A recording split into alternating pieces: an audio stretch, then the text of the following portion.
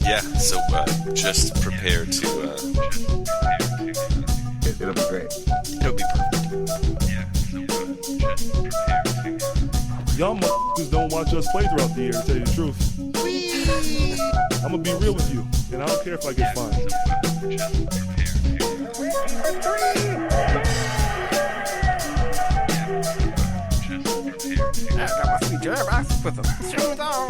That train is off the track. I feel like you can't just like jump through Neptune and be okay. Just prepare to. What the show needs is more dogs and bears and chickens and stuff. Yeah, so just prepare to be awash in unbeatable goodness. Welcome, Pacers fans. You are listening to the Undebeatables, your semi-weekly Pacers podcast. Today is February 8th, 2022, and we got to do an emergency pod. Coming to you from the high school home of Jameson Brewer, Silver Spring, Maryland. I'm the doctor, Jason Triplett. We got some things to talk about. To help me with that, from Indianapolis, Indiana, he's our in-house bartender, mixing up the drinks and the crappy jingles. It's John Colson. What is up, Pacer Nation? What is up, Undebeatables? Largest mid-season trade since 2002. Definitely worth an emergency pod. I have no idea how you quantified that particular thing. Is it by salary? No, it's By about, weight? it's about By weight. people moving. By weight, yes. You'll remember the 2002. We'll talk about it later, Harper. You remember that one. We were living together. And from Boise, Idaho, out west, it's our enforcer, John Harper. What is going on, boys? What is up? As Colson alluded to, Pacers pulling off another trade. Where at this pace, we're going to have 4 trades by the end of the week, and we'll have another emergency pod for you. So today we learned that the Pacers traded Domantas Sabonis. Let me say his name correctly. Domantas Sabonis. If you haven't learned it by now, don't bother. It's not important anymore. He gone. The other Holiday brother, Justin, and way. Jeremy Lamb. Hateful on those holidays, aren't we? We are. Along with a 2027 second-round pick, which sounds like a date that is imaginary. And After the end times. Yeah, exactly. To the Sacramento Kings for Tyrese Halliburton, Buddy Hield, and Tristan Thompson's expiring contract. So we are here to discuss this, get our immediate reactions. We've got to think about this for a little bit. I, for one, was shocked, I guess. I am very excited about Tyrese Halliburton. I'm kind of excited about Buddy Hield in a weird way, and we can get into that later. But the biggest name that Pacers fans obviously are worried about is Domantas Sabonis. Harper, this was your guy. You were on him early, saying that he might be our best Pacer. From the Oladipo trade. Even when you were in on Oladipo it. was on the team. How are you feeling, bud? Doing all right? Can I get you something? I mean, we just traded away the best statistical pacer to ever don the jersey. That's what happened today. Ooh. I mean, is there a counterpoint? PER? I mean, points, rebounds, assists. Yeah. We have not had a guy that can do what he's done ever on our team. I seem to remember Jamal Tinsley throwing up a lot of triple-doubles, so Okay. we got to Stipulated. dig into the stats. Jamal Tinsley's Not the it- best pacer ever. Not as many rebounds, though. I think his shooting percentage may have not been great either. But More shootings at the club, though. So yeah, that's, he was a shooter. exactly. Shots fired? Is that what you said? Yeah, Just too redundant. soon. It's what Too I wanted to soon. say, and then I stopped myself, but thanks for going there. Careful, So he on might be its listening. surface, that seems like a bad thing. Are we still paying him?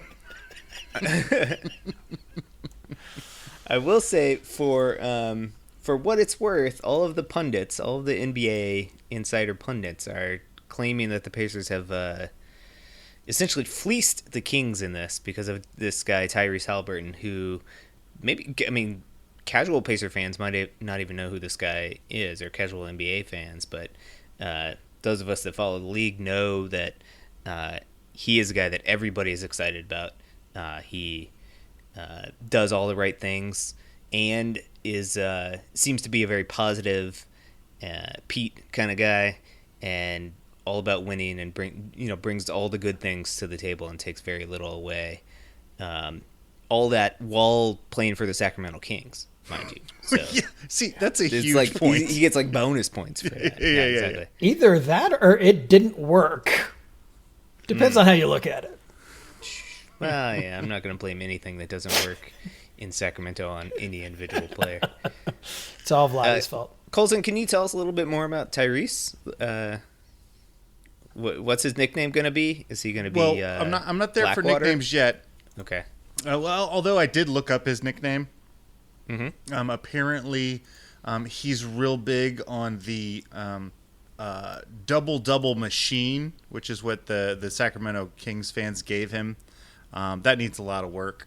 We can go somewhere with that, but he publicly has appreciated the double machine as his nickname. Come on, buddy. I think you're just being nice. I think he's just a nice guy. 2 years ago, he was drafted 12th overall.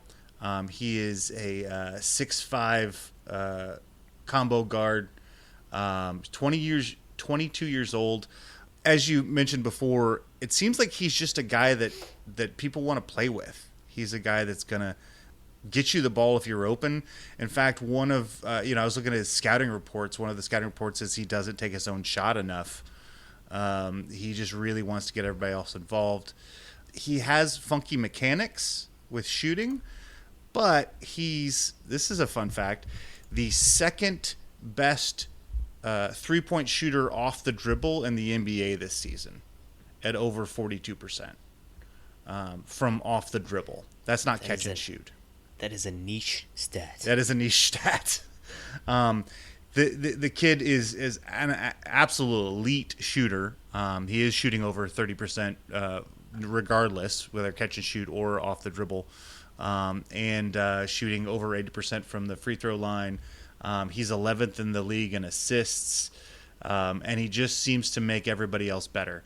The reason there's been this weird backlash from Kings fans and from the media is because he's beloved there in Sacramento. People think this is, they're like, hey, we can trade Buddy Hield now. We can trade Darren Fox. We have at least a 1A guy because he can be a leader.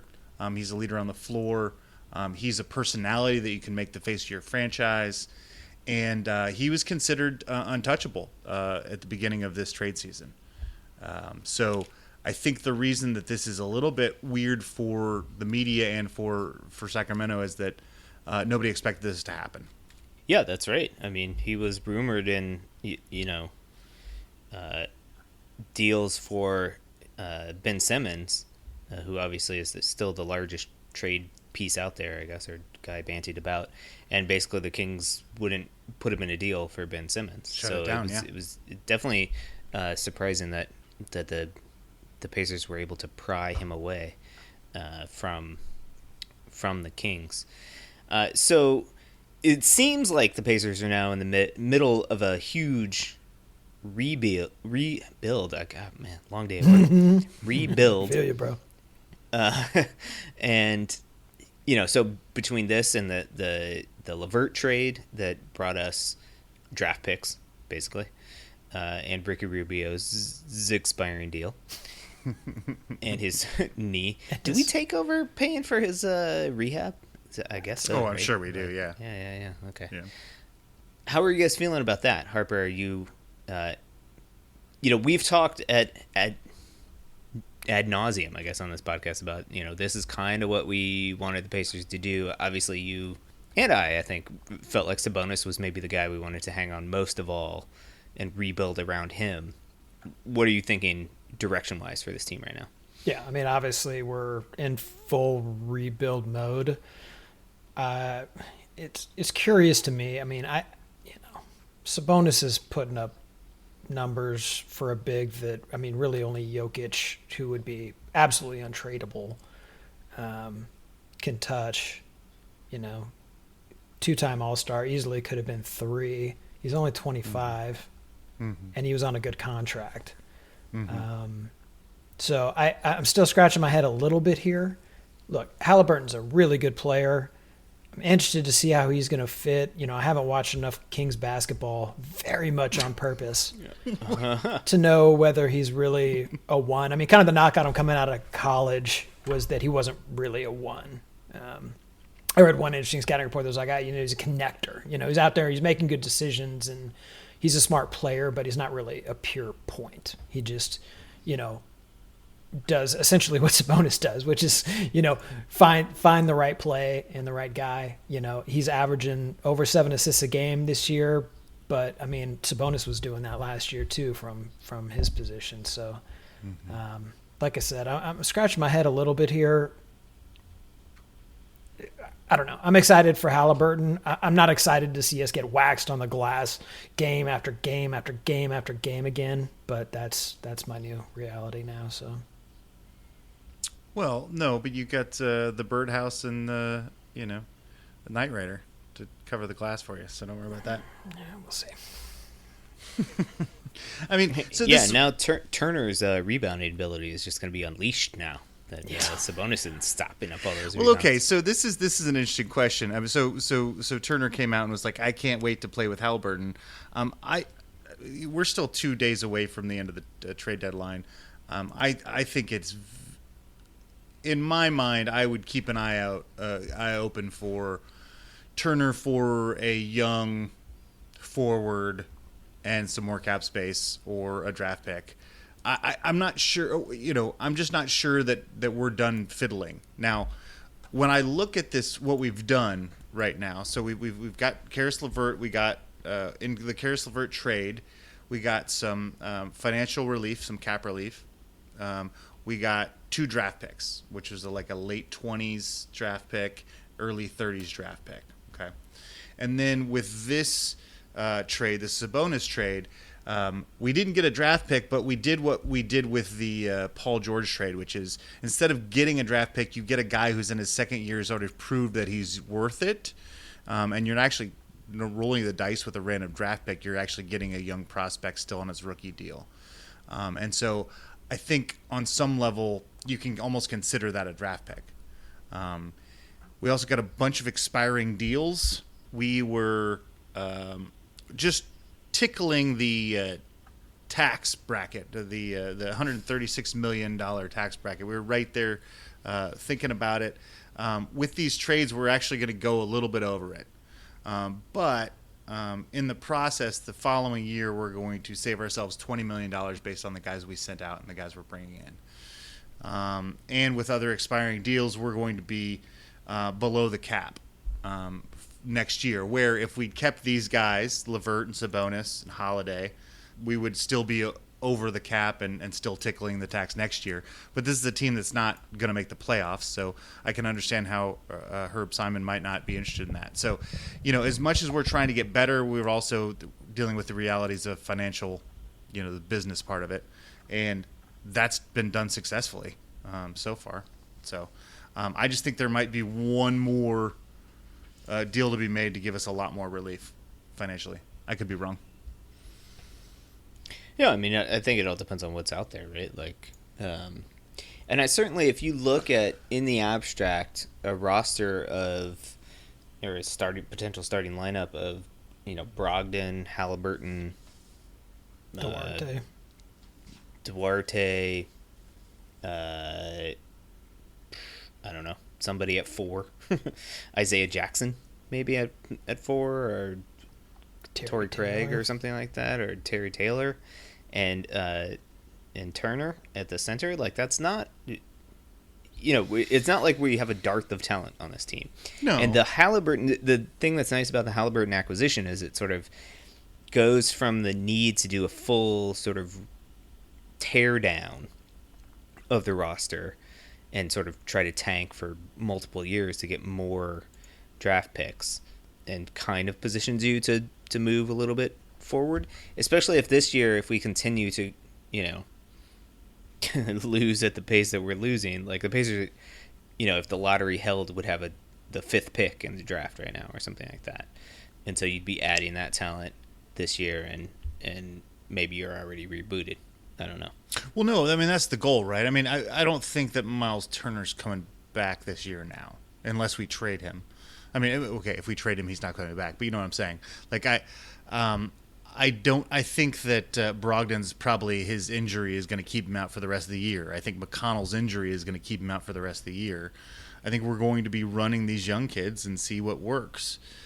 I do believe, tell me if I'm wrong, Harper, here, that Isaiah Jackson is a really interesting prospect. You put him along with a Halliburton and a Duarte, who are already professional basketball players at a very young age. There's starting to be a core here that if you could get a top 5 draft pick by not playing well the rest of the season, sort of puts you back into the conversation to be a young, exciting team the next season. I mean, I guess I just don't understand why this makes us better next year than Domantas Sabonis. Because, I mean, essentially it's a 1-for-1 trade. Buddy Hield just seems to get worse every year for the past 4 years. I can't quite figure out what's going on with that dude. He's shooting the 3 worse. He's down to 37% from 43%. I mean, his scoring's down, rebounding's down. I mean, across the board, right? So he he's also not played in Sacramento. Yeah, that whole time, and he used to be good there, and now he's bad. That's true. And Domantas Sabonis is, like I said, he's a 2-time All-Star. He's great. He's statistically the best player that I've ever seen play for us. So I guess I don't understand why now we're better positioned to be good next year than we were a day ago. Well, I don't know that we are necessarily, but I think that the direction has changed, right?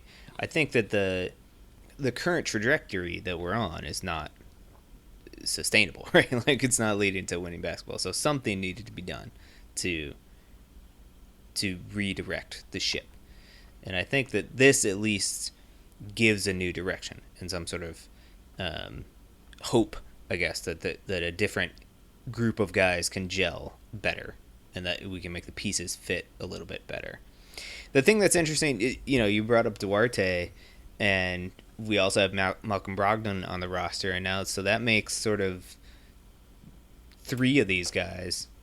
We have a glut of backcourt guys now, all of a sudden, right? Mm-hmm. If you count Buddy Hield as a backcourt guy, Duarte,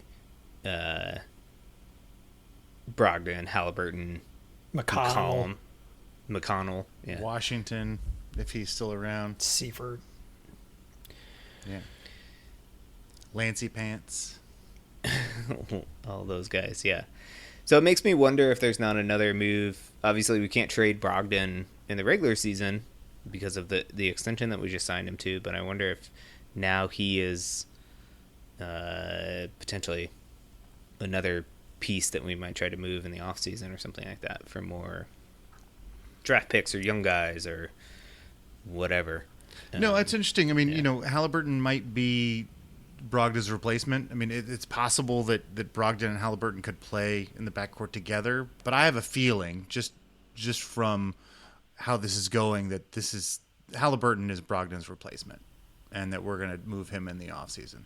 That's what I think is happening. So we went from asking decisions about who we're going to build around to we're not going to build around anybody. Right. We're just going to and I mean, this trade makes plenty of sense if you think Sabonis was the problem. We've been trying to speculate about who the problem kids are. And if the answer is Sabonis, then this makes perfect sense. No, I don't think if it doesn't. I think the problem is that nobody was the problem. I think that there was just nobody that was nobody was the spark. Nobody was getting anything done. Then everybody is the problem. Yeah, and that's fine. We're getting everybody out of there. But if that's not the case, if Sabonis wasn't the problem, then all we did was set ourselves up for success further down the road in my mind, right? That's why I'm still kind of scratching my head with it. And I mean, if we don't see Halliburton and Brogdon together, like I don't even know what that means. We're supposed to evaluate the guy next week. Like, why we're just going to shut him down? No, I think Colson's saying Brogdon's not going to play. Right, that's what I'm saying. We're just going to shut him down for the sake of shutting him down? I'm thinking. How does that help his I'm trade thinking his value? ankle. I don't know.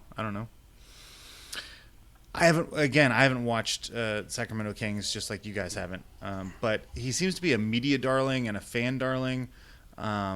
And it's curious to me that it doesn't seem like there's equal outrage on the other side. As much as Sabonis has been this wonderful player for us, there doesn't seem to be the same fan connection to what this guy did for us, which I agree with you, Harper, was incredible things. He's number 17 on my Fluid Top 25 list. I absolutely love Sabonis, but I'm not seeing online a lot of outrage that he's been moved. Well, I mean, you can thank that super strong PR effort from the Pacers management staff. Hopefully they'll do better for Tyrese than they did for Dumas. I'm sad for him because He's going to Sacramento?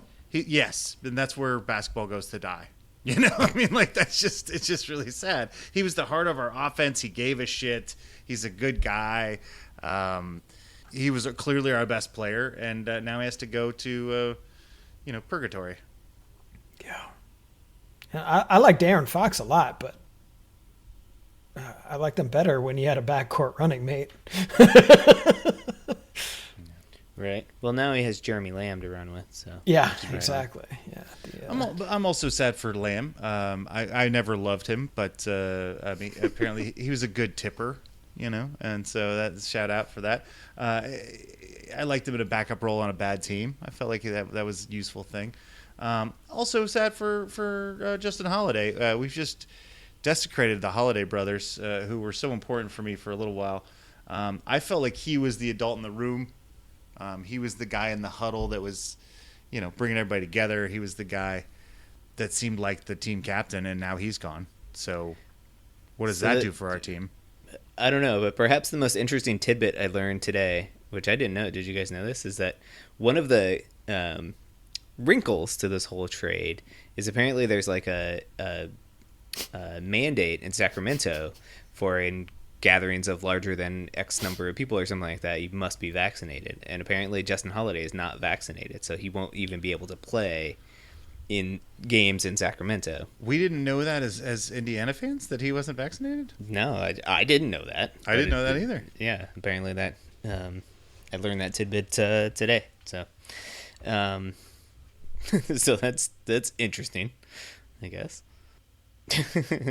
So that makes it just doubly weird from Sacramento's perspective, right? Because he's the 3-point shooter they're bringing back, right? I mean, on some level, it's like they're giving up their two best 3-point shooters because Fox and Sabonis aren't 3-point shooters, so they need Holiday in this trade to make it work. But if he can't play, then it makes zero sense. Sure. Yeah. Well, I mean, ostensibly they're making this move somewhat looking to change their shape going forward, but also because they are tantalizingly close to the play-in game. I mean, they're like 2 games behind the 10 spot right now or something like that. Okay. Which is, if you're a Sacramento fan, like, or I guess if you're the Kings, like it's well, they haven't been to the playoffs since right, exactly. 2000, it's a chance to get actual 2006. Yeah. It's an actual chance to get like postseason. Get waxed in a 1-game playoff. Yeah, exactly. Appearance or whatever. Sure. So, and Sabonis is the better player right now than Halliburton. Yes, and I agree. See, that's the thing. Should make them better. Sabonis was the best player in this trade, and that usually is the one who wins the trade. And that's why I was that's why I was upset by the trade to begin with, and I was kind of shocked by everybody's response to it. There seems to be some consistency, some belief that Halliburton is the truth, man. They really believe this kid could be an all-star or a leader or a game changer for us. So I'm excited about it. I don't know what that looks like yet. Yeah, we'll see. Halliburton is a whole bunch of things that I've wanted for a long time. He's a playmaking one with athleticism who can defend the wing. He's long, he plays defense, super high steal rate. I mean, he's a little bit undersized, so he can get overpowered. But he's still 6'5". He's just thin. He's 6'5", but he's thin. Yeah, but he's a good team defender at the very least, and he knows how to get his hands on the ball, turn people over. He just knows how to play basketball. He's an athlete. He can shoot the 3. I mean, his mechanics are funky. Think Eric Gordon. But whatever, the ball goes in the net, so who cares? And he's got a ton of upside. I mean, there's a ton of stuff to like here. It's really exciting. But I can say the same stuff about Sabonis. He was a great rebounder for us, Yeah, right? He was yeah, steady as yeah. hell. He, gave you 6 or 7 assists a game from the 5 spot. I mean, he was unstoppable in the paint. Just, I don't know. He got all the tough rebounds. Yeah.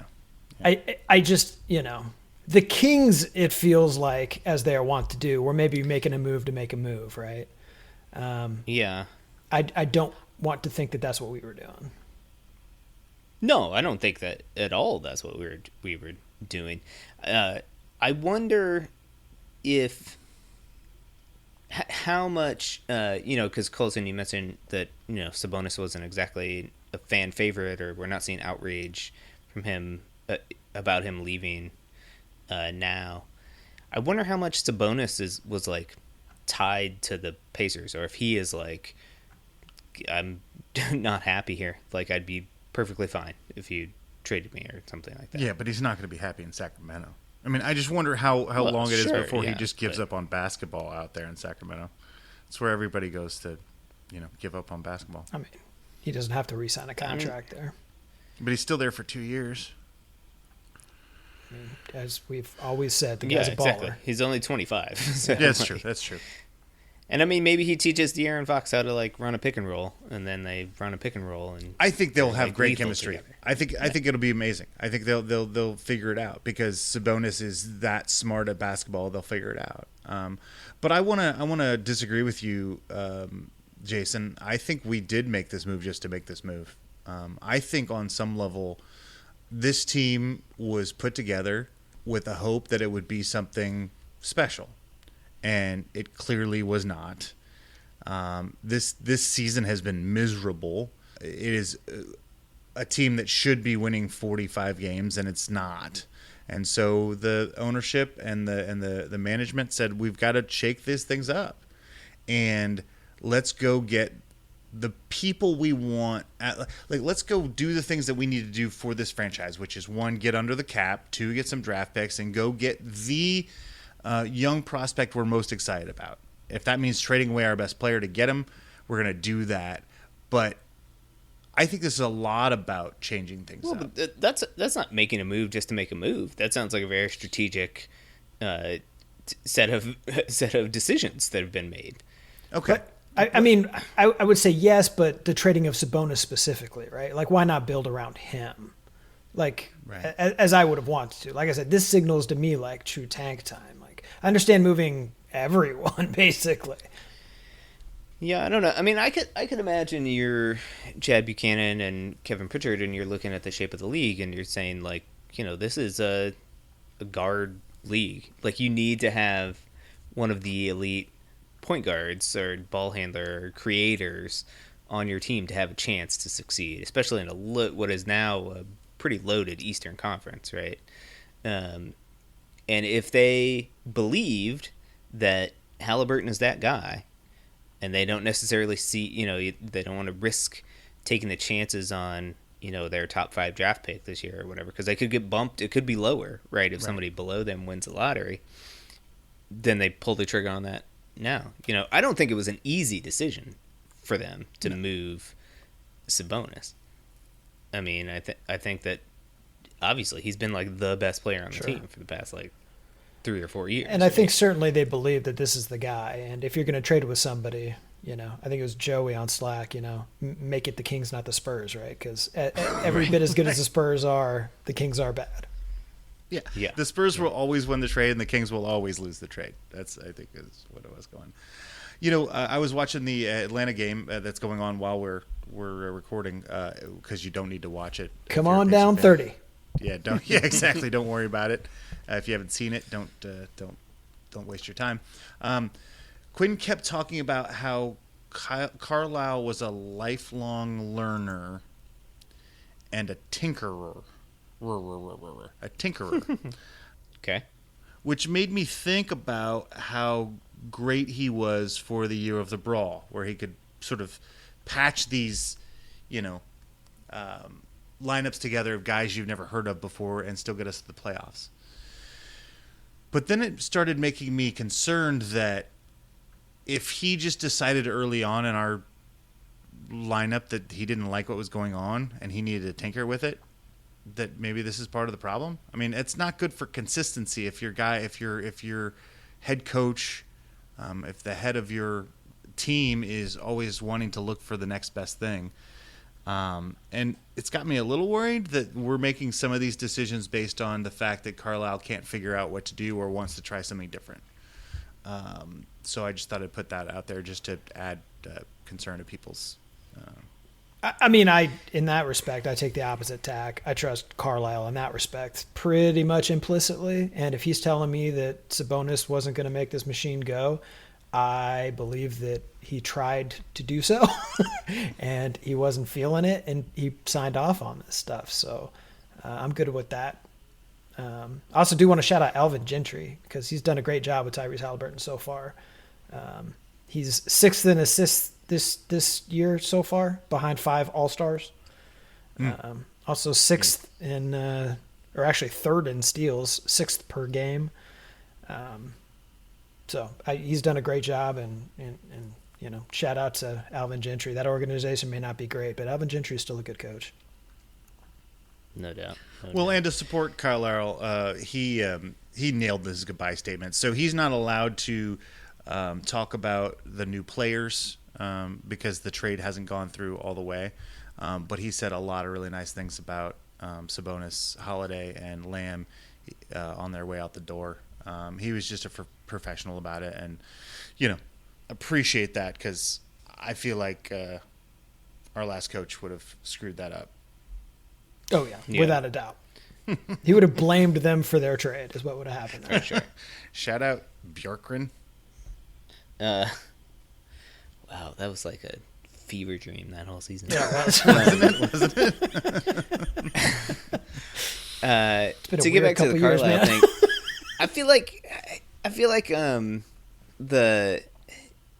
this year is just like a weird. See, he didn't get a fair shake. I don't think, right? Like he didn't have all of his horses the entire time, and then when he did, like things just weren't gelling at all.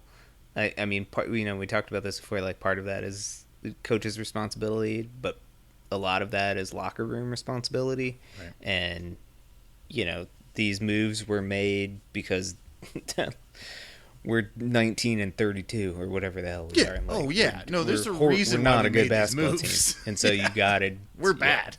You can't just sit idly. 19 and 36, going on 37 in 36. about 10 minutes. Gotcha. Yeah. On 1937. And what do you guys think this means for TJ Warren? He gone, right? He's he's unrestricted free, yeah? Yeah, no, I don't think he comes back before the end of the year. I don't know if this is ironic because I can't remember. I don't know what ironic means anymore because I've, You literally forgot. I've listened to too much. Alanis Morissette, but no, I think that he would be the perfect 4 for us for this new team, but I don't think he'll ever see minutes with us. I think we need somebody just like him, maybe just a little bit younger and cheaper. But like, I wish he wanted to play for us. I just wish, I wish he wanted to play basketball with us because I think he'd be the perfect 4 for this new team we're creating. He always says he does when people ask. Okay, well, if he could come back before the end of the year and play along Halliburton and Duarte and Miles Turner and see what happens, little Lancey pants. He's in the last year of his deal, right? He is. Yeah. He'll be he's an unrestricted free agent. If he leaves, he's $12-13 million off our cap. Also the other thing to mention, all the cap numbers.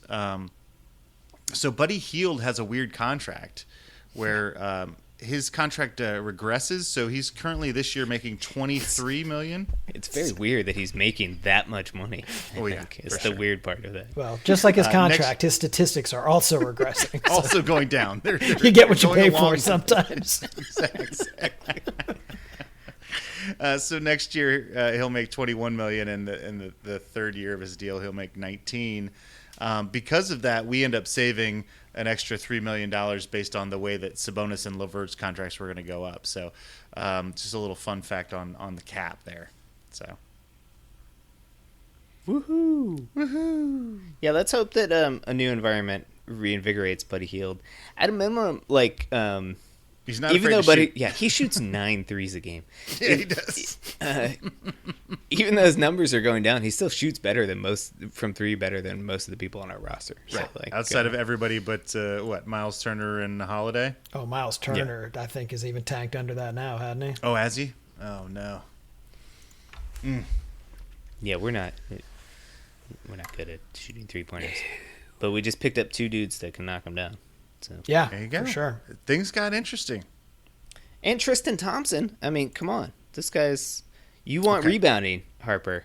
This guy has killed us on the offensive glass many a time, He has and indeed. hopefully now he will. He's won some bring that to our playoffs. team. Is Is he playing basketball this year? Again, I haven't watched any Kings games. Is he like actually playing, or he's just like literally an expiring? I mean, he's literally just an expiring contract. I thought he was playing, but I don't think he's Even getting if a lot he's of been minutes. playing, that's not why we brought him in. Maybe he can teach Miles Turner how to rebound. Boy, that's a tall order, and if he can do it, he deserves a lot more than he's getting paid for sure. All right. Well, I'm sure we'll have more to say next week on all of this, and maybe we'll have another emergency pod between now and then. I missed the show on Sunday, and I assume that everything you guys recorded for Thursday's show is now null and void. So Well, no, I mean, Is I think we Pretty sure we nailed it. We just probably won't release it because it's redundant Eh, now. okay, Seems yeah, right, doesn't it? fair enough. Okay. We nailed it so hard that we don't even need to put out the other one. Well, tune in at least for the Undegoogleable. That's right. and Joey's stat of the week, I think. That's which will right. be That's right. very It was a good stat. By if the I way, you recall. guys did a great job on that podcast on Monday. It was exactly what I needed. I wanted trade talk news in my ears first thing Monday morning on my commute, and you guys gave it to me. So thanks. Oh, for that. so speaking of that, we'll when you tune in next Monday, we'll have the full review of all of the trades that happen across the league. We